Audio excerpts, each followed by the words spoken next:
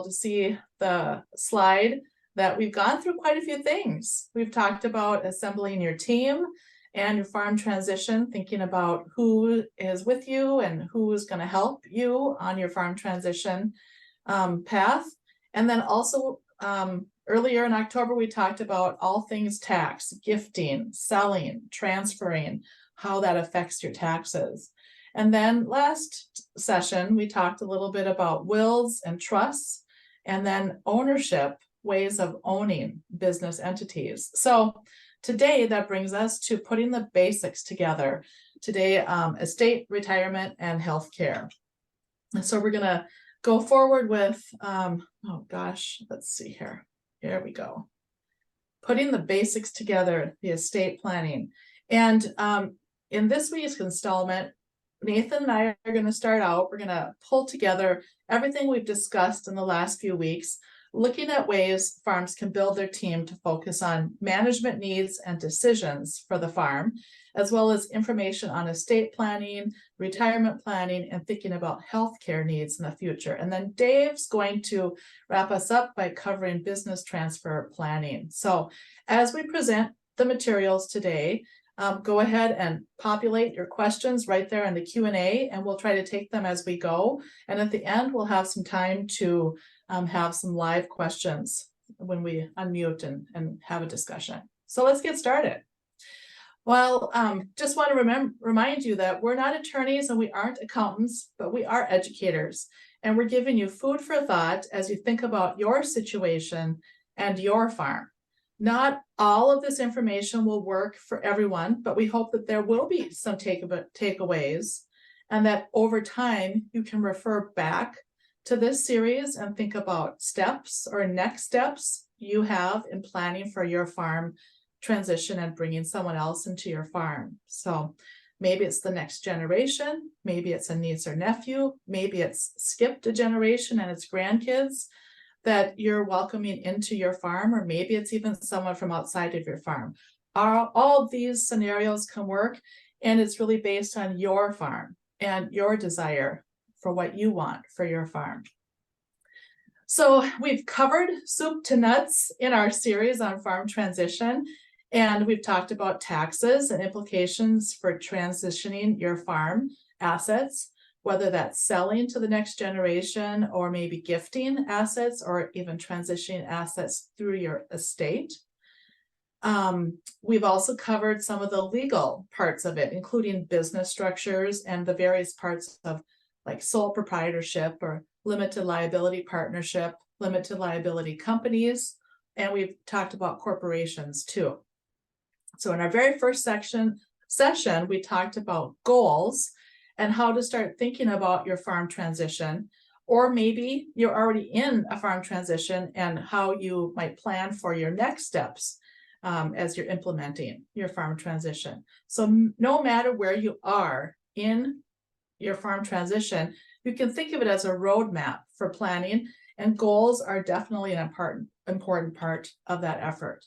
So if you remember, we talked about goals on the first day of our webinar, and Nathan talked about this acronym, the SMART system of creating goals. So want to make sure goals are measurable, attainable, relevant. We want to make sure that they are time-based, and just all of these pieces together create a SMART goal.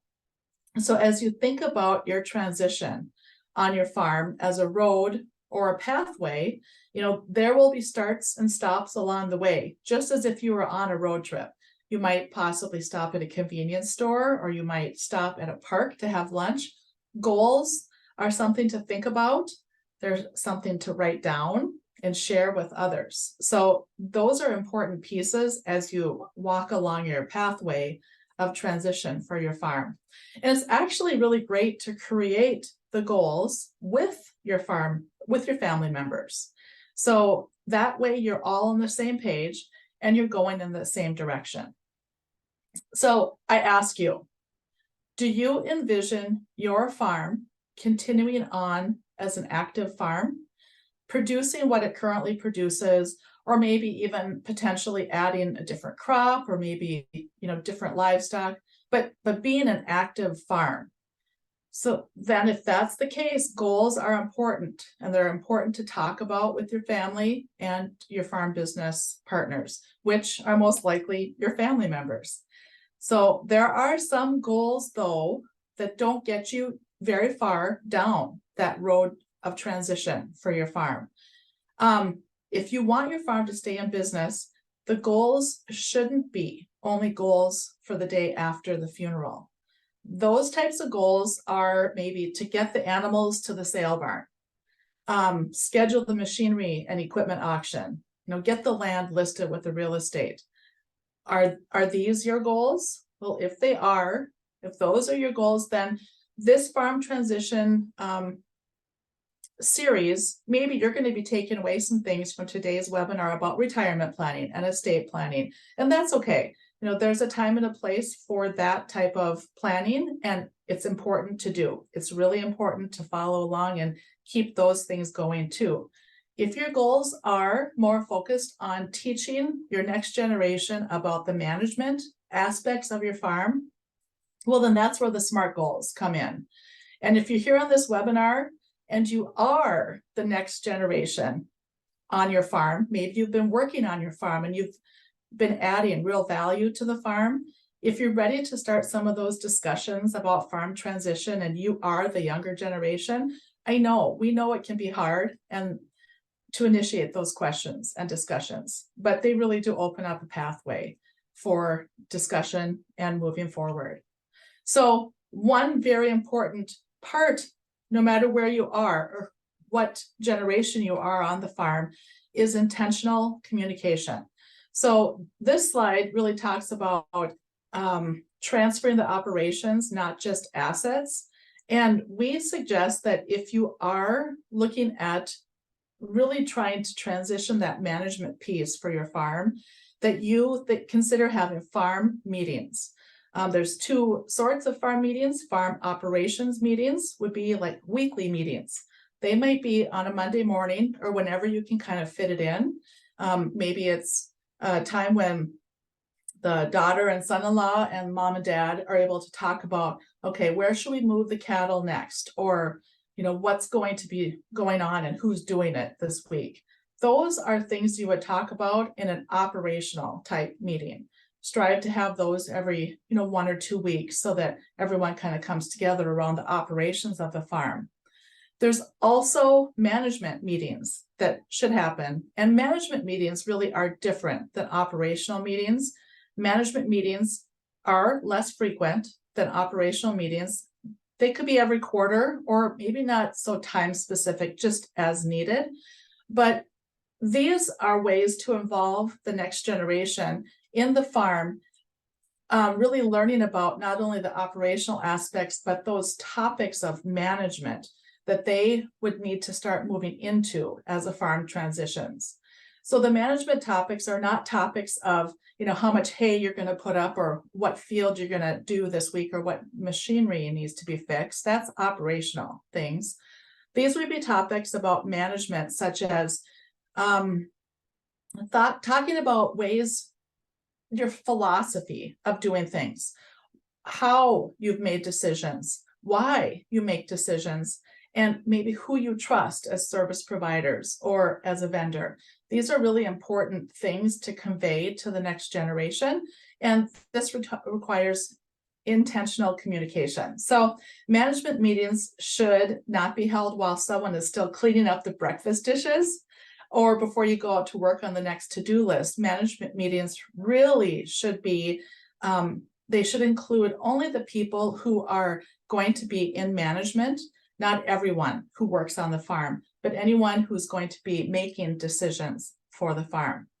So maybe it's a management meeting that you hold in the wintertime, talk about the seed that you want to plant next spring and why you chose that seed, why you went with that company, why the variety that you choose, and maybe where you're going to be planting it. So a lot of those management types of decisions. And Nathan talked about a few weeks ago about some of the decisions we make or discussions that we have involve the checkbook. And that's true because these decisions and these management discussions really involve the finances. So opening up the checkbook and kind of being transparent about that is going to be important. So transfer planning is an additional process beyond estate planning. Both are really important. Your farm transition planning can happen quickly, or it can take a while. You could transition whatever timeline works for you. And remember, farming is a business first and foremost. It is a business. You want that farm to succeed as a business and continue on long after you're gone. So it involves family.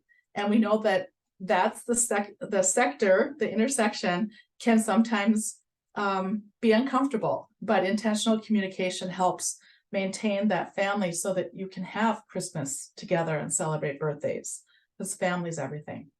So it does take work to blend these together, family and business, but it's so important and there is no easy button. It's complicated, as Dave and Nathan have talked about. You know, we have family members, we have in-laws, we have outlaws, we have marriages and divorces, and all kinds of things happen. And the way to get through all of that is intentional communication. And sometimes the best marriages that we know of are ones that have set aside a date night. Maybe it's Tuesday night date night, where they're intentionally having communication. That's the same for a family business. Having that time to talk about these things is important. So as I talk about this, these things can be focused. You can focus on your farm transition and your planning. And as the slide shows on the last bullet here, this goes hand in hand. Management, transition, and succession planning, they both are important as you transition your property and equipment and your estate. So we've been talking about wills and trusts, titles, business entities the last few weeks. Wills are a very common way to transfer your property and machinery upon death to the next generation. Trusts are becoming popular as well. So we've talked about this last time, or maybe the last 2 times. This allows you to be a little bit more in control over how your property and machinery are transferred to the next generation or to a beneficiary. Trusts allow the estate to transfer to beneficiaries without going through probate. So that's the benefit. You've heard us talk about revocable and irrevocable trusts. And if you want to refresh your memory on any of these things, like Nathan was saying, all of the webinars are on YouTube, and we will be sending out the link to you after the series is done now, so you can see them. We've also talked about business entities and ownership last week, and owning and ownership of the farm and the farm business. Those can include sole proprietorship or the limited liability partnerships and companies that we talked about, and corporations. So I'll move us along. And today, Dave and Nathan are going to talk about retirement planning and planning for potential healthcare needs in the future, as well as ideas to continue success on your farm business. So we want to make sure that your farm transition goes well so that your farm does continue to be a viable and successful business. So the first question for planning for your retirement and your future healthcare needs are, where should you start? Where should you start planning these things? It's the same as planting trees. The best time to plant a tree is 20 years ago, and the next best time to plant a tree is now. It's the same thing for retirement planning. Start planning where you are. So no matter where you start planning your retirement, we are going to present some information and strategies for you to consider. Remember, everyone's scenario is different, and we start at different places at different times. We have different opportunities and possibilities, and maybe different constraints. So all of those things come into our retirement planning. I know you're listening today. You might maybe not be planning on retiring, or that retirement isn't really something that you're interested in, and that's okay. Even if you transition a new generation into your farm, you still could be involved in as little or as much as you want to be, or as it works out. Remember, the older generation has a lot of say in what happens because they are the ones that hold the assets.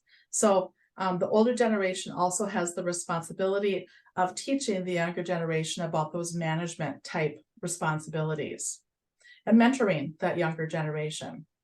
So as we age, though, we know that sometimes our bodies fail us, and planning on healthcare costs, even though we don't maybe want to retire, is something that we should be doing. We might have a possible forced retirement, and that's something we should all kind of consider as we plan out our retirement.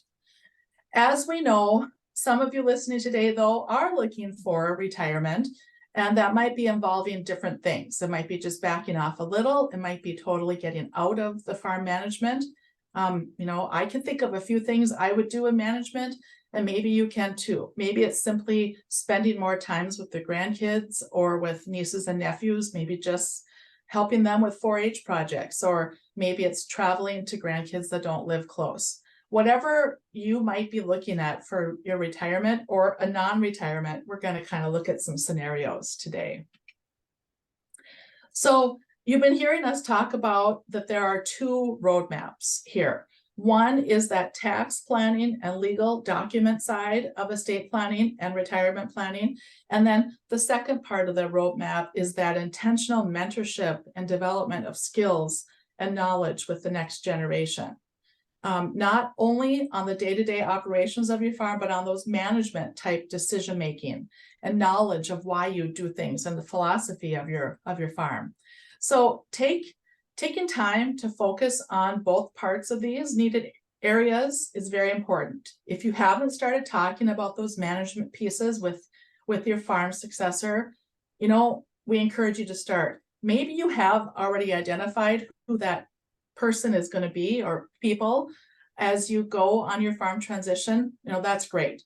It could be that you're on the other spectrum and you haven't identified someone for who might be wanting to take over the farm as time goes. So those are things that, as you look at your family, who maybe hangs around the farm sometimes, who enjoys coming there. Maybe it's an intentional conversation with them to see if they're interested someday in being a part of the farm. There are lots of ways to kind of start that conversation.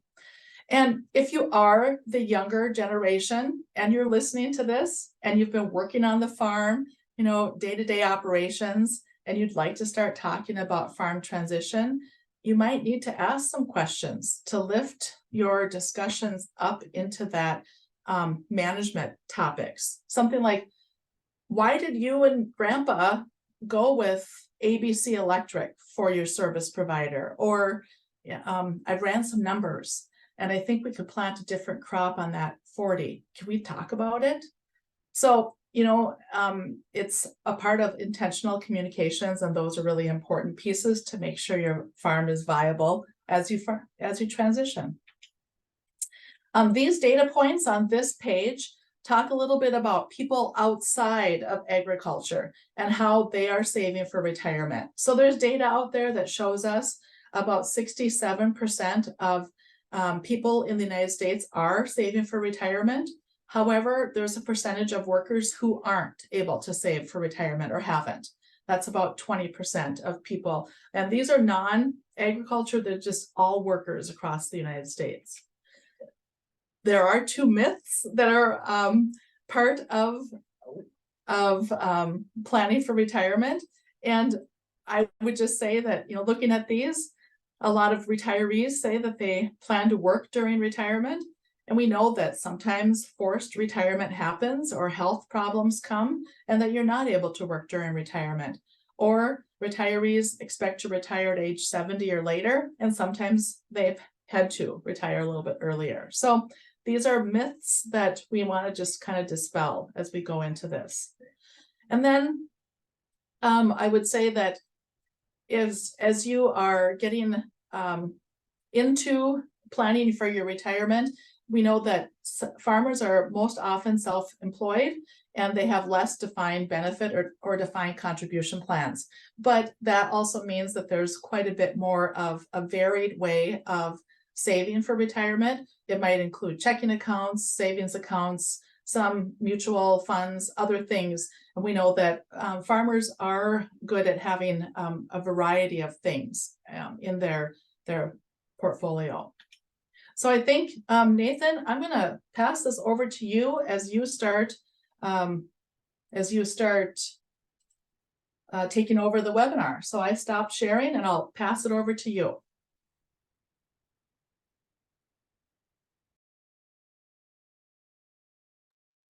All right, hello everyone. Can we see my screen, Dave? All right. We'll keep going on with Suzanne's topic here about retirement planning and our next steps. So again, starting this process, Suzanne mentioned that not all farmers plan to retire. So are you retiring, right? What happens if you don't plan to retire, but you're kind of forced to? You need to unexpectedly retire. Maybe there's some medical issues that you can no longer work as much as you would like, or maybe your spouse needs more care and needs you to be by their side on a more regular basis that would hinder your working 40, 50 hours a week, 20 hours a week, whatever that number is. So what about your income needs? How much money are we going to spend in retirement? So some key things here is, where were you going to live? Are you going to stay in your current house? Are you going to stay living there? Are you going to downsize, buy a house in town? Maybe you're going to move into your children's home and live with them in retirement. Maybe you're going to plan to move to a nursing home. There's lots of different options, but having some place to live is pretty important. What's your type of lifestyle? When you initially retire, do you plan on doing a lot of traveling? Not always on the farm. Vacations are super easy to come by with owning your own business and livestock and crops to take care of. So maybe once you hit retirement, you're going to do all the traveling that you wished you could have done earlier. Or maybe you plan to do these retirement vacations or travels. Maybe you plan on staying home, helping raise the grandkids, help make sure the farm stays in operation. Maybe you don't want to travel. Maybe you want to stay closer to home. That all impacts your income requirements. Traveling is fun, but it is far from cheap. So we need to keep that in mind. Are your expenses going to go up and down? We have a few numbers that we'll go through in a little bit, but potentially if you want to do some traveling in retirement, your expenses may likely go up. You're going to spend more in retirement as you go to Disneyland with your grandkids and visit your siblings and children across the country. Maybe they are going to go down, right? You're not going to be doing as much. You can stay home. It just depends on your lifestyle. Will any of the farm assets need to be sold or rented to supplement this income, right? Maybe we're going to sell the farm to our son or daughter, and that's going to be a retirement income. Maybe we're going to rent out our land, and that's going to be our retirement income. But we need to think about these things before we just start retiring or start thinking about it. As Suzanne pointed out, some of those statistics, the majority of Americans do not have significant retirement saved up. And we need to understand that living is not free and that money does need to be saved. So estimating our retirement income from any off-farm resources is important as well. Maybe we have some significant Social Security income that we expect. Maybe we have different pensions from part-time jobs or maybe from military service, things like that. What all comes into play? Again, some of the numbers here, it's somewhat a common number to say you'll have 80% of current expenses in retirement. This varies heavily. We did this same session this spring, and we had a couple in the room say they met with their retirement planning or money manager, and he said that they should estimate to spend about 110, 120% of current expenses and that when you initially retire, you spend more than what you did earlier. So again, we need to keep that number in mind. Do we have enough money saved up to retire with not significant money coming in on a regular basis, as most people do with their paycheck or crop sales or whatever their small business is? Again, it's kind of a tricky thing to plan here, but how long do you plan to retire? Which again, kind of looks at your death date, and that's always kind of a weird thing to think about. But are we going to be in retirement for 10 years, 20 years, 30 years? People are living longer and longer as our, healthcare is improving, lifestyle habits are hopefully getting a little bit better. If we intend to live till 90 and we retire at 65, that's 25 years. Do we have 25 years worth of retirement savings saved? And this next bullet point's even more important: inflation, right? Add in inflation to your retirement savings. As we've looked at the last couple of years, we've had above average inflation, right? We had a CPI index of close to 10% last year. That's a huge number. Right now, it's quite a bit less than that, but we're still above our, anticipated inflation rate of around 2%. We're still double that now. And yes, it's time to bust out those calculators, and we'll show a little bit in a couple slides. So there are resources. I think it's very important for you guys to kind of have a budget. You need to understand how much we're going to spend. And we can share these links. We can see some of these categories. What's your home mortgage, right? Maybe your mortgage is paid off. That's great. What about rent? Maybe if you plan or unfortunately forced to go to a nursing home, what's that monthly rent, right? Some of these numbers are outside of your control. And this Wisconsin spreadsheet here talks about, where is that coming from, the farm or your personal expenses? What about property taxes? If you still own farmland, there's taxes owed on that.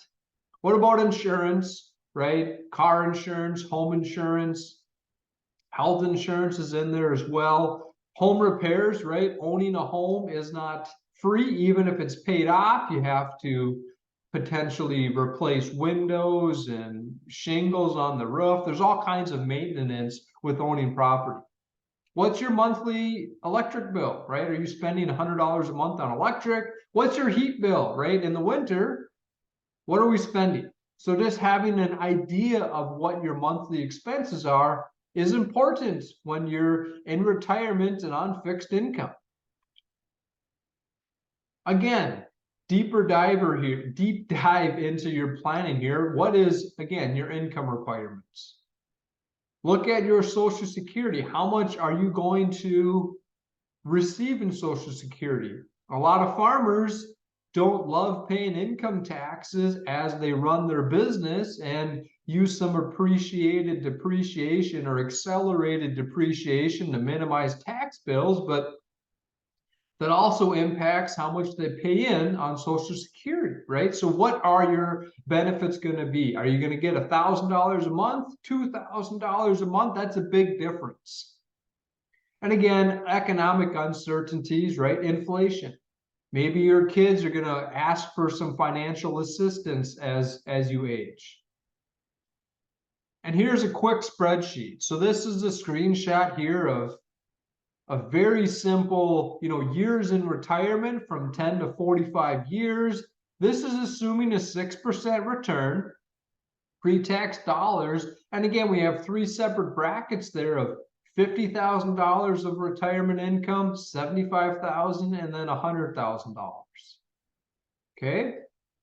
The average farm, family, and living expenses in the last couple of years is about $65,000, $70,000.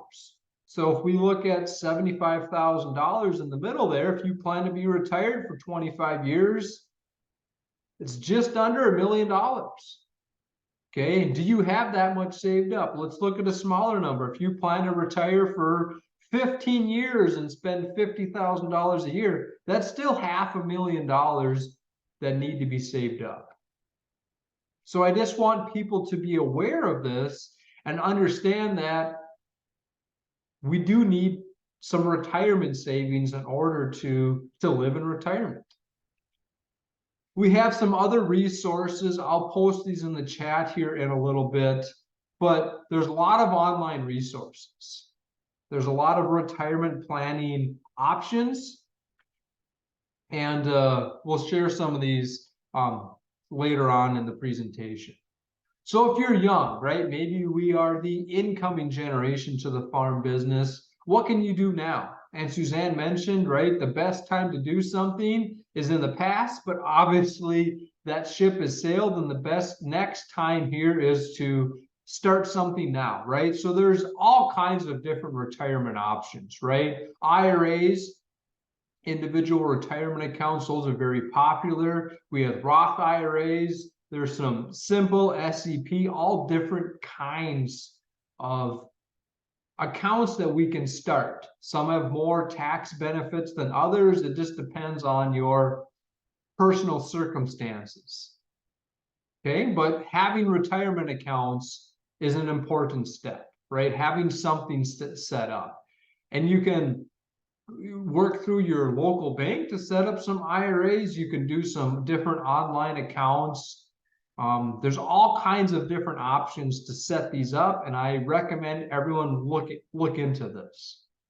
Again, consider your retirement needs, and as the younger you are, you have the value of money on your side, right? As time goes on, your money can grow longer if you start this sooner. And then cash flow, right? And we'll talk more about that in a bit. So what else do we need, right? We talked about retirement accounts and having money set aside, but what else? Power of attorney, right? So that's in terms of finances as you get a little older, who can also make some of those financial decisions for you. Healthcare agent, the HIPAA authorization, where for healthcare purposes, who can the doctor share information with? Because if there's no HIPAA authorization given, the doctors can't share any information to anyone. So having that shared with maybe your spouse or one or two of your children might be a good idea. The disability panel, in case that you are unable to cognitively make these decisions, we can have proper paperwork signed that so-and-so can make decisions on my behalf. And then after death there as well, you're right, the executor of an estate or your personal rep who's going to go through and make sure the will is accomplished the way that it's written, or maybe with the trust, they can be in charge of the trust to make sure these assets are distributed as they are supposed to be. But there's some other things, other plans that we need to look into. So long-term care is expensive. I don't think this is new news to anyone on the call, and these numbers are maybe even conservative. We have nursing home. There's private ones, semi-private ones. You can see the cost there, $90,000, $100,000, and this is annually. And I don't think $10,000 a month is even unheard of anymore. And higher than that is not out of the realm of possibility for what we're spending for nursing home care. Assisted living, right? $50,000. Again, these numbers may be a little bit lower, maybe a little bit higher, but be aware that if you do have to move out of your home where you're living individually or on your own, it's going to be expensive. Power of attorney. This authorizes another person to represent or act on your behalf in private affairs or business or other legal matters while you're still alive. We also have the statutory short form, which is pretty broad, and then there's the common law power of attorney, which is very specific. Okay, there is the durable, right? This is going to be in effect after disability or not durable. So there's a couple different types of the power of attorney, but having someone be your power of attorney is important as we age. Healthcare directive, right? This is going to list your wishes regarding medical treatment. I know when my grandfather passed away about 5 years ago, this was part of the planning process about, what he wanted to have happen in certain situations, right? What type of reviving methods were going to be used. So again, death is tough to talk about, but unfortunately, no one can escape it. So we do need to plan for it and be ready for it. Again, a healthcare agent is authorized to make decisions on your behalf and be informed of your medical statuses. So in some states, they call this the durable power of attorney for healthcare. And I will share this link in the chat in a little bit here, but the U of M does have a healthcare directive that's widely accepted by different hospitals across the state. We'll share this link, but it's a good kind of fill in the blank form to help you get started. Again, HIPAA, we talked about this, the Health Insurance Portability and Accountability Act.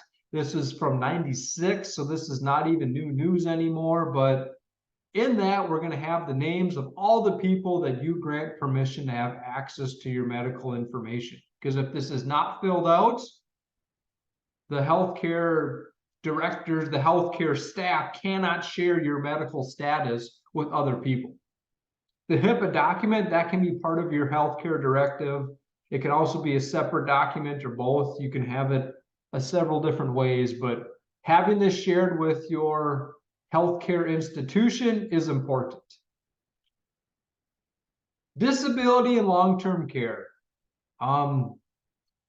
There's wide ranges of medical and personal care out there, right? You can have some at-home care where you have a nurse come in every day, every other day. There's all different kinds of options here. We have assisted living, congregate care, nursing home care, right? There's all different levels of assistance that you can get depending on your requirements as you age, or maybe have a health scare, or your health isn't as strong as it once was. After age 65, a majority of people will need some type of home care. It's just apparently a fact of life that we have. 1 in 2 is going to spend some time in a nursing home. And maybe that's short term. Maybe you are getting a hip replaced at 70 and you're going to spend 2 weeks in a nursing home to help you ease in care and nurse your new surgery right after you have the surgery. Maybe it's short term, but 1 in 2 will spend some time in a nursing home. 1 in 10 are going to spend more than 5 years. So just be aware here that a lot of people are going to need some healthcare assistance. Okay, we're not going to go in detail on this, but we just want to throw out some facts out there that this is not uncommon to need some assisted living or nursing home or some form of care. Our point today is be aware of it and know how to pay for it. We can see here again, Medicare is different than medical assistance. To qualify for medical assistance, they have a very strict asset limitation here of $3,000. So that's where the state will come in and help to pay for your medical assistance if you are forced to go into a home. But if you have more than $3,000 in your name of assets, you do not qualify in the state of Minnesota. And again, they have a 60-month look back, where if you sold assets or gifted away assets 5 years prior to needing medical assistance, the state will say, hey, that sale of assets, we need that recovered. Or if you gifted away some assets, they'll say, hey, we need the money from that to cover your medical assistance before the state comes in and kicks in for medical assistance. So again, 5-year look back on medical assistance. Long-term care insurance is an option. There is insurance for that. The last few years, it's gotten quite a bit more expensive. 10 to 15 years ago, that was a very feasible option, but the premiums have really gotten expensive. Savings, again, that's what we're talking about today. Where are your savings? Savings is, right, how you're going to be paying for this. Your retirement income, right? These are options for farmers and non-farmers to pay for your retirement living and long-term care. So we'll just pause for 30 seconds here. Have you begun your personal retirement and healthcare planning, right? Have you started this process? Hopefully after today's webinar, we've struck a nerve where, hey, we need to look at our HIPAA forms. We need to look at the calculators in retirement. What is my expected Social Security monthly check, right? I just want people to be aware of this, because no one likes surprises, right? Maybe we were expecting to get $2,500 a month from Social Security, and all of a sudden we're only getting half that. We're only getting $1,250 a month. Well, that's a big gap. And where is that difference going to come in? So I want people to think about this and not just hope for the best, but plan accordingly. So again, please check on your own personal situation. So we're going to spend the next few minutes here just talking about some financial statements, the farm viability. Starting with the balance sheet.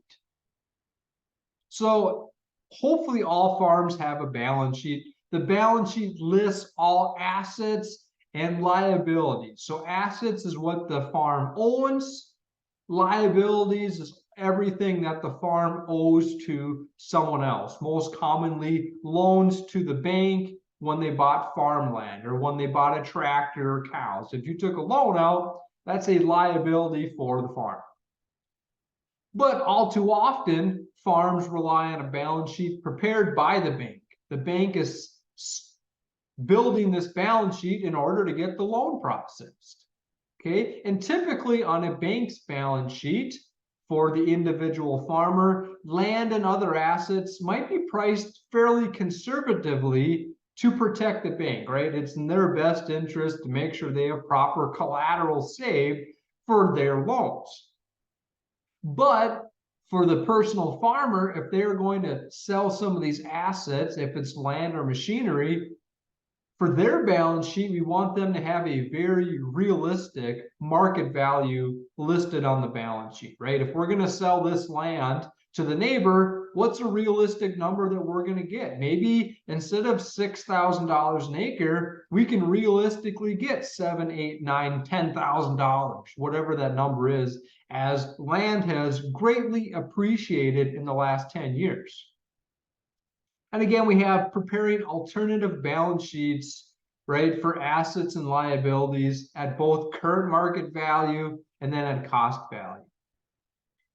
Deferred liabilities. The deferred liabilities are when we're selling assets, our estimated tax bill. So again, when we sell farmland at a gain financially, there's going to be taxes owed. And we just want to be aware of that, hey, if we're paying taxes on this, we don't want to all of a sudden not plan for that tax bill and have it be a surprise. So some additional things here with the balance sheet, right?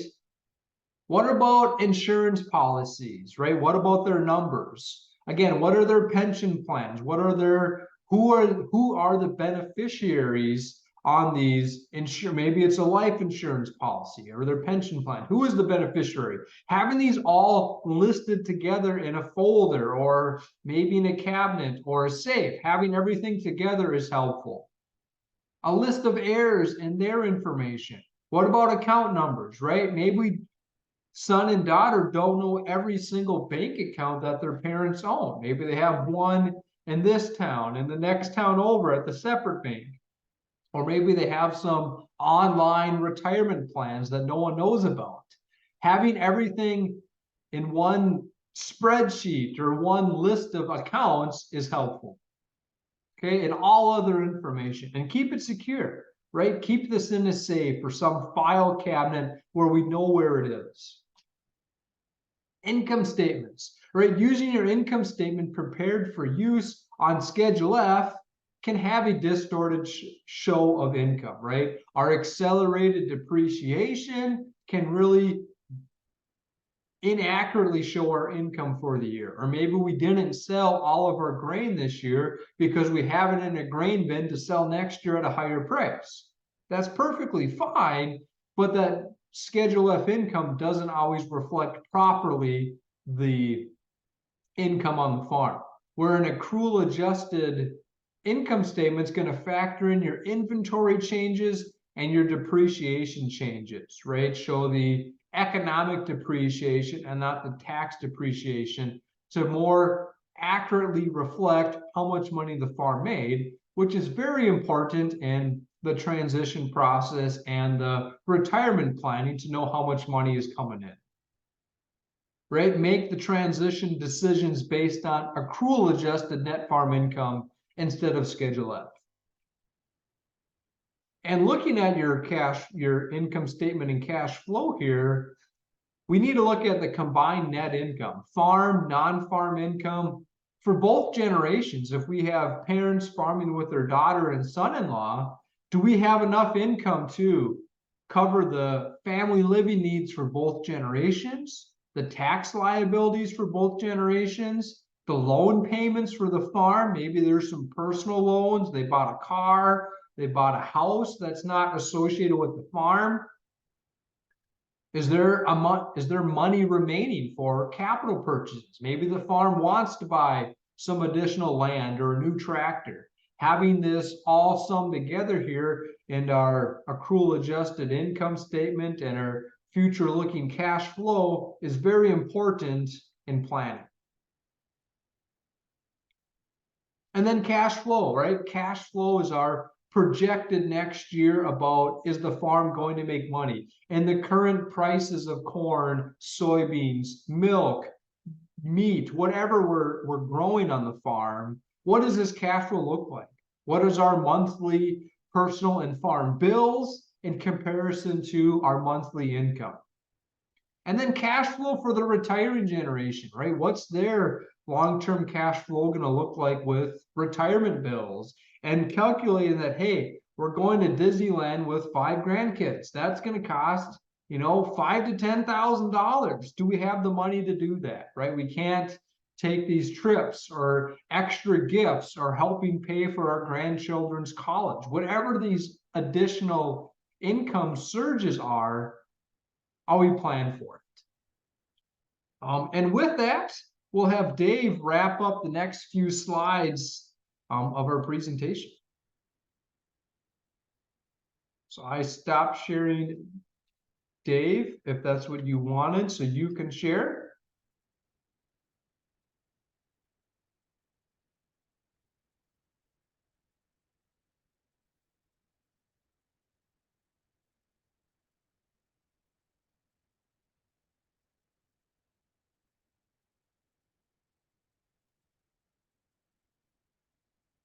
We can see your slides, Dave.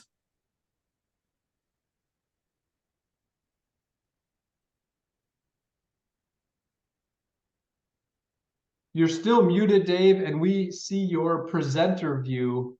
You may have to switch the screens that you are sharing. We see presenter view and not, we see your notes section on this. And you are still muted, Dave. There we go. So now I want to display settings. Swap. There we go. How's that? Better? We You don't didn't see share it yet. We don't see it yet. We swapped it. So now, how about now? We're not seeing it yet. Well, that's interesting, huh? Well, There's I can present. gremlins. I can show mine and click through the slides if that would work as well. let's just try one more time here. Concurrent All right. slide. You're not seeing it on the screen right now. We don't see anything but your face. How about now? Nothing's changing. Huh, I'm changing on my display settings. Well, let's just let you go ahead. Let me see what I got here. You go ahead and just click through it out. I'll just go along with yours. I'm gonna. Is that working, Dave? No, you can go ahead and I'm gonna get out of mine. I have mine shared, so you should be able to see my slides. All right, I see your slides. Yep. And you can see. All right, so we just talked about some issues, a lot of issues so far, and we're trying to wrap it up a summary here. And financial viability is really important. We do a software called a FIMLURB that will help you with the process. Maybe think about, is there enough money to go around? And that's a big question mark, because as the cost of living goes up, we have to make sure we can pay our bills and everybody's happy. And that's really important. You can do some planning ahead of time to make sure the financial part's covered and you have the right business structures in place to do what you want to do. And then healthcare. There's a lot of issues around healthcare. Education. Are you going to help with education? Are you going to do some education yourself? And are you going to do some recreation? That's the big expenses we go to. Next slide, please. But since we mentioned business structure, let's pause to review a little bit about their roles in this process. So what kind of business structure do you have? Are you going to be a partnership with your next generation? Are you going to do an S corporation, which allows the taxes to go through your individual's tax returns? So there's lots of ways to think about it, but we'll keep going. Next slide. So how carefully have you evaluated your financial viability? Let's check in with a poll. So the poll right now is, what have you done to see that your farm goals to transfer the farm will work and have the money for both generations? That's the poll. And we don't have it set up for automatic clicking here, but that's just what you think about in your situation, in your world, in your goals around your farm transfer. Do you have a functional operation plan in mind? Next slide, please. So what are some business succession tools? We're going to go over those now. Next slide, please. So business components, labor. This is where you're hoping the younger generation can help you out. As we get older, our bodies start aching more and more, and we don't like to do as much physical work as we used to. I was a loan officer for 9 years, and a couple dairy farmers die in dairy barn yet, though. So they keep doing it as long as they can. I don't want to give up. So, but the physical labor, oftentimes more and more, the business component, the younger generation is supplying more and more of that. Income. Minus expenses equals profits. A big issue there is there enough to go around? Nathan talked about living costs. That's really variable. At the Adult Farm Management now, I think it's up to like $135,000 of total living costs for Southwest Minnesota. That's a big number.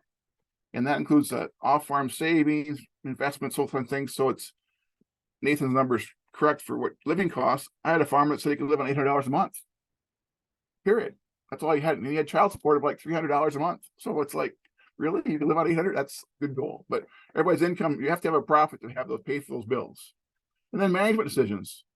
Who are you going to give that authority to? Like we talked about, when father and son work together for a good long time, it helps and gives the son a chance or daughter a chance to get some of the ideas of how to control things. And every year, look at what you can get passed on next generation. What are you going to give them for authority? If you're dairy, protect the breeding stock. If you're a livestock, I think select the seed you're going to plant, or what chemicals you're going to put on. All those different things are management decisions that you should start sharing with the younger generation. Let them feel like, oh, I can do that. If they make a mistake, or you can also guide the recommendations. If they make the suggestion and maybe you don't agree with it, you have the opportunity to do it when you work together for a while. And then assets and ownerships. Oh, this one, again, when we get retired farmers, most of our assets are going to be in land, and big balance sheet with land. But everything else disappears kind of. We either sold it or use it up over time. So who wants to control it? Well, younger generation wants to get some foothold, grub stake is what I always call it, into the operation as well. So you got to figure out some way of transferring that operation along the way. Next slide, please. So here's a business succession matrix. So labor, testing period. So Maybe you're gonna have a new goal where you're gonna give them total assignments of feeding livestock, period. That's their goal. What's the testing period for that? What's the timeline? When are you gonna establish it? And when are you gonna, we're talking about withdrawal, the old generation. You know, how much labor you're gonna share together, commitment, and the timelines for all those steps, testing first, commitment to it, and then establish it, and then withdrawal. So that sons or daughters doing it by themselves. What's that succession matrix look like to you? Income. You know, we're going to try it for a year. See how this works. Is there enough income for both of us? We're going to test it. We're going to have commitments that we're going to try to take these family draws for each partner, or old generation, younger generation. We're going to establish it as soon as we start the operation, and then eventually the income is going to change, and the son is going to gradually have more and more of the operational income, and the parents are going to have more and more of the rental income or other income as sales of equipment or sales of livestock, those kind of things. Management, again, you put a timeline to different things. I would encourage you to set up a timeline on all your operation management things that you think about, just simple things. Crop rotations, seed purchases, hybrids, breeding selection, feed mixtures. Who's going to be the nutritionist? Are you going to have professionals do all that for you or not? But give them authority on management, put a timeline, different things you're going to do, and let them allow. Because I had a boss one time, I'm going to give you enough rope till you hang yourself with that management decision. They're going to give you an opportunity to make those decisions until you make the wrong one, probably, and then you learn from your mistakes. So, and ownership, we have that last, because even though we want to have a grub stake, it's kind of hard to sell that assets, especially land, when you're alive. We talked about in estate planning, you stepped up basis is really good when you die and pass on to the next generation as stepped up basis. It's also a negative, as sometimes we talk about, because the basis gets increased, so maybe it's encouraged to sell it. And if you sell it, if you give it away when you're alive or transfer it when you're alive and sell it, those bases are really low for the next generation. So you have to think about that. You put different ownership on different things, like, you know, start with the operational stuff, what you can transfer. If you have livestock, maybe start handling some of the animals. If you have equipment, maybe you start them small with some equipment, start processing them, owning sales and turning it over, and put a timeline to when to get that all to happen. So you want to have a matrix that says, here's what we want to accomplish. You have a timeline on what we accomplish these, and we're going to establish them, and we're going to withdraw as a senior generation. We're going to withdraw and give that younger generation the opportunity to take control. Very simple matrix. So how long for each stage?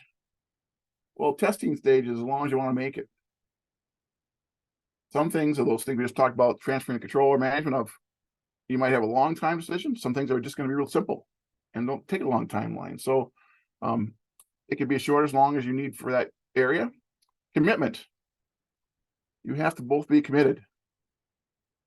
Old generation, you have to, the younger generation, have some opportunities to make decisions, and don't always heckle their decisions or also contradict their decisions. So give them an establishment.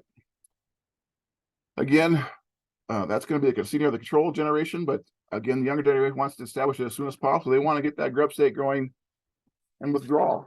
And like Suzanne talked today, maybe the older generation doesn't ever plan on withdrawing, but it's going to look like something withdrawal. It's going to have some plan the way you're going to get out of the operation, and what is it going to look like to you, and what's that timeline for that result. So each one is, I'm not going to say there's one answer fits all. It's up to you, each of you individually, what you want to accomplish, and what we're talking about for each of these different activities or management decisions or choices we're going to make. Next slide, please. So a charter transfer. So owner successor timeline. So this is a shorter transfer. So here we're talking about, maybe I was dairy country for a long officer, maybe the Bobcat. That's the first thing you transfer. Yeah, it's something you just get transferred next generation. It's most work on dairy oftentimes, or you know, maybe that's the first thing you do, or a tractor or something. Go from the owner successor. Are you gonna gift them a grub stake? Are you gonna sell to them on a contract for deed? Are you gonna, or a contract? Or are you gonna do a combination of both?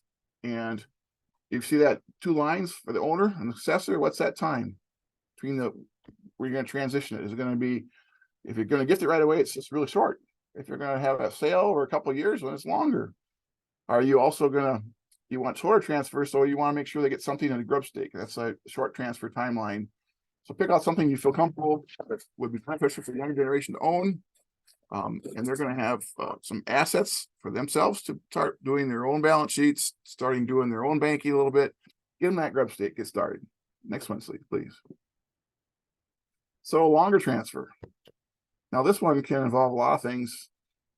Nathan and I are doing farm transfer estate plan, or I'm sorry, we're doing rent workshops right now. We're starting to do those around the state. So you can go to our extension website and look at those too. We also have a beginning farmer program that's starting around the state, all involved with. So, you know, these are things we encourage you to check out with our group too as well. And we're doing some more in-person farm transfer sessions, but longer transfers.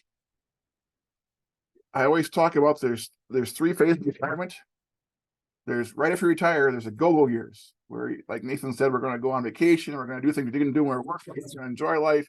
Our expenses are going to go way up. Then there's the slow go phase where my body hurts, my back hurts, my knee hurts, my hands hurts. I'm going to slow down. And this is no-go phase. Well, that's where this timeline transfer here that we show up here can help with all 3 phases. That shorter transfer, especially if you haven't paid some of it, can help you with your go-go years where you're going to need more money in retirement. And the longer transfers can cover those slow down and the no-go times where you need money over time. And a lot of times, the longer transfer is going to be like land. Our land prices are crazy right now. They're going high. They're record highs in Minnesota. So how do we make that happen? And it probably takes a longer time. And again, how you accomplish that, there's lots of ways to accomplish that. We've talked about earlier, but again, you want to think about the goals of both parties. Next slide, please. Again, the timeline for you as a senior person in the organization depends on your health. I just we had a dairy board meeting the other day, and another dairy in the county, the dad had a stroke. All of a sudden, his timeline got a lot faster. He started thinking about, what am I going to do with the next generation? What am I going to do with this dairy herd? If I have it recovered, but your health is a big issue. You know, a lot of dairy farmers, their knees are bad, their backs are bad. How are they going to get that accomplished? What's your age? We always talk about the average age of farmers is in the late 50s. Well, how long are you going to work? You saw one slide, they showed 62 is the average age of retirement for Americans. So if you're in late 50s, that gives you a few years to work on it. So have you got your plan started today? Because you only had 4 years to figure it out if you're going to retire 62, if you're 58. Retirement also depends on your finances. As a lender, we do cash flows, you look at these FinLurbs, you see, well, does it work? Is it going to work? We've just had some really good times. In our rent talks in 22, 10% of the farmers in corn had over $600 income, and 10% of the farmers in soybeans had over $500 income. That's really good income per acre, but it's only 10%. The bottom 10% had losses in both groups. So that's a big range. So how do you fit in that finances? Where are you following along? And the abilities, the timeline abilities. I do know, as a lender, I work with several customers, and one time 2 brothers, one time a father and son. And the 2 brothers, the younger brother just didn't have the ability to manage without his older brother involved. So there really wasn't a lot of things he could do to transfer management or help him learn the ropes, because he was just a good farm strong person, but not very good with management. And another gentleman, he was 35 years old. He couldn't figure out how to manage it. I've worked with another example of a farm that he was in his 70s, late 70s, still working for mom and dad. Never had any management control at all. His mom and dad controlled everything, didn't transfer any assets to him. So when mom and dad died, he had no security because nothing was in his name. So again, we have to think about, what are their abilities? What are our abilities? Are we ready to let go? That's another big one for older generation. Older generation, it's the ability to let go of those assets, let go of control, and also time depends on your wishes. And what are your wishes? So you have to think about what you want to accomplish with this process. Next slide, please. Here's an example. So a phase plan approach. Number one, the owner is going to make decisions and mentor the younger generation. That's a phased in plan. Again, if you're still vibrant, want to be part of the farm, so you're still going to be there. You're going to bring the next generation in. You're going to work together, and your goal as a senior generation farmer is going to try to generate the why you do this, why you do that, why you have done this, and mentor the next generation and let them learn. So that would be a plan approach. phase two of that plan, you make decisions together. So instead of me passing along while I'm doing all these decisions, now we say, well, what do you think about our seed selection this year? You know, our corn all blew over this year. Or we had rootworm really bad this year. What kind of varieties should we select next year? Work on those seed selections together. And then after that phase, and the older generation is feeling confident, the younger generation, number three, you go, son or daughter. It's your farm. I'm gonna be if you have questions, but it's your farm, and I'm still here. I'm gonna help you if you need it, but I'm not gonna offer my opinion unless you ask for it. Okay, that's your three phases. So the testing phase. Look at that. The intergeneration is making decisions of the operation. Like I said, the example is managing a breeding herd. That's the testing. The intergeneration takes over management of the farm, and here the son manages the dairy operation, and dad manages the crop operation. I worked with a dairy quite a few years ago where that was the case. The dad only took care of the crops, and the son only did the dairy, and they didn't help each other. Dad was involved in the dairy barn, and the son would help with cropping. But that was how they worked. But you can hopefully work together in this situation because a lot of feed was going to dairy too. But so you have to make commitments. How are you going to make that happen? Establishment, both generations are going to manage overall obligations. So you work with the lenders. Give me a formal lender and you have a father, son, or a father, daughter, and you assets, who owns what? Let's join together. Let's eat partial. You have those discussions with the lender and divide up balance sheets. So each one has some assets, a grub stake. And then withdrawal, the senior generation is going to give up that control. And that's really hard for some people who've been doing it for all their life or a lot of their life. But dad's going to provide labor needed, but not the decisions. Again, hard for them to do sometimes. But that's an example of the timeline and the process. Next slide, please. So we got this nice dairy cow up here, and unfortunately, dairy prices are really bad again right now. I had a meeting last week, and they said it was 17 for a while, and now it's down to 14 again, milk price, and that's not a profitable level for them. But you see goals, taxes, legal documents. There's lots of things to do in this process. Retirement, healthcare, businesses. How do we tie it all together? Well, next slide, please. Early on, ask yourself who, what, when, where, and why. Who? There are a lot of professionals out there to help you with this process. But what? That's your goals come to play. What do I want them to accomplish? I have to go back and say, well, this is my goals. That's why we encourage you to establish those goals first. This is what I want to accomplish. Now, who is going to help me accomplish these goals? There's a lot of professionals out there to help you with all these different decisions and parts. Healthcare. Do I want a will or a trust? Attorneys. My bank or my financial planner? All kinds of things. Tax people. They're going to help me with this process. When? Well, if we talk about establishing a timeline, what's your timeline for this to accomplish this? Some farmers are going to go like this. I'm going to bury my head in the sand and forget about it. I'm not going to do anything with this. It's too complicated. Let them fight about it when I die. But when? Sooner the better, as we talked about. Should have done it 20 years ago, should have done it 10 years ago. The earlier the better. And when? We want you to communicate along that process too. Why are you doing what you're doing? Where? Again, go see your professionals.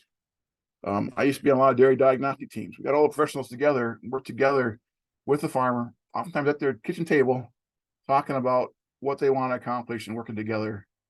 And then you discuss the whys. Again, that communication component. I got this goal. I've got these ideas. These professionals will help me set these ideas up. And now I have to communicate with the non-farming heirs and everybody else as to why. Because, if sometimes we think a lot up here, it doesn't come out here at all. I don't share with anybody my ideas or my thoughts. And that's important too, because my wife's part of 6 kids.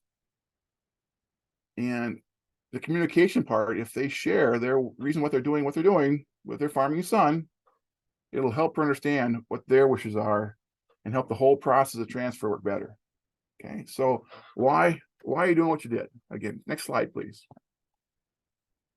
So again, start with your goals. And there's lots of goals.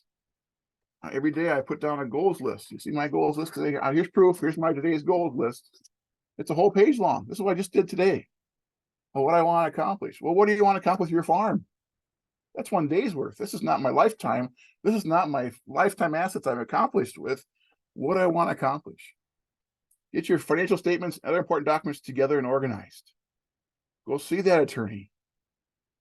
We've done these workshops for 20 plus years, and attorneys have often sponsored us and given discounts for people attending these workshops because you have your goals prepared. You already have an idea what you want to accomplish. Do you want a will or a trust? How am I going to do this? Okay. And then mechanisms to implement the plan or plans. So again, there's your checklist. Number one, what do I want to accomplish? You've got my professionals out there to help me do it. Why is it number one? It's my most immediate goal I want to accomplish. Number two, and you're kind of automatically putting timeline by ranking those goals. Top to bottom, those mechanisms, what I want to accomplish, they're going back to your goals and they're going forward. So it's all complete. Again, you've got a whole team out there to help you with accomplish this process. Next slide, please. So we've hoped you enjoyed today's presentation on retirement planning, business succession, and healthcare planning. It's good. It's recorded, as Nathan said. There's a bunch of fact sheets on our website as well. There's the goals are on there. Our goal sheets are on there on our website as well. So you're welcome to follow this, share this link. We're going to next slide. We're going to share you a link. This is our contact information. So these are the three of our names and phone numbers and email addresses. Go one more slide, please. I'll let them click on that. So I should go back to that slide in case anybody want to write our numbers down or anything, but you can get a hold of us that way. I talk too fast and I don't pause long enough. So, and we got another website for you at the bottom to show a little farther to the farm transition. So that's why I said next slide. So next slide now, please. So be a good consumer of legal and financial advice. Legal services are a must in the transition process. You know, there's lots of documents. I can go search the internet. I can find a will. I can find a trust. It's about as good as the paper it's written on, but you know, I can do that on paper, online. Use professionals. Go there with your goals, what you want to accomplish, and then use your professionals. That attorney is going to help you with a transition plan and avoid making mistakes. This whole session we did for the 4 sessions, we did not provide legal, financial, or tax advice. We tried to give you ideas of what the professionals are going to, what you need to accomplish before you go see professionals, and what you have an idea what you want to accomplish. Get you started on that process of thinking about what are your goals. Next slide, please. Here's the 2 links. So the top one is where the recordings of these sessions on YouTube. You can find the individual recordings. And then the handout is actually the PowerPoint, and that's on this link for the PDF. So that's going to be the PowerPoint for this. So looking for more, we host farm transition retreats. Nathan's got a couple of those planned on the state coming up in January, I think. Nathan, right? January, February? More so February and March, but oh, I'm sorry. All right, but we do have several in-person farm transfer workshops starting in February and in March too, so those can come along. So I encourage you to look at the transition events sites. I'll encourage that if you go to our extension page at the bottom of the page of the events, if you go to our Ag Business Management page, you'll see our Ag Business Management events listed on the bottom of our page too, so you can scroll through them. We're having these, we have rent talks online in January and February. This is the rest of the farm transfer is going to be in person now, but these recordings will be out there for anybody to participate in. So you can share that with anybody you think might benefit from it. So next slide, please. Oh, I thought maybe thank you. I'm sorry. I thought there was a thank you. So that's what we have for you this morning. We appreciate you participating. And we have a Q&A question.